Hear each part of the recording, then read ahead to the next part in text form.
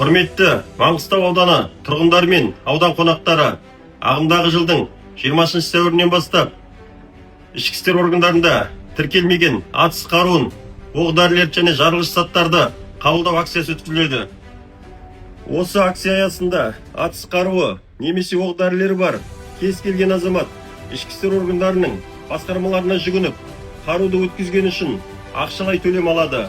Қару-жарақ заттарын өз еркімен тапсырған үшін қарудың түрі мен санатына қарай республикалық бюджеттен төлем жасау көзделген. 10 айлық есептік көрсеткіштен 100 айлық есептік көрсеткішке дейін құрайды. Ерікті түрде қаруларды тапсыратын болсаңыз, Маңғыстау ауданы Шетпе селосы Иса Тіленбайұлы көшесі 2-ші ғимаратта орналасқан полиция бөліміне жүгінуіңізді сұраймыз. Атыс қаруы немесе оқ-дәрілерді ішкі істер органдарына өз еркімен тапсырған кез келген азамат қылмыстық немесе әкімшілік жауапкершіліктен босатылатыны туралы хабарлаймыз. Кез келген қару-жарақтар мен оқ-дәрілер азаматтардың өмірі мен денсаулығына қауіп төндіретіні туралы ескертеміз.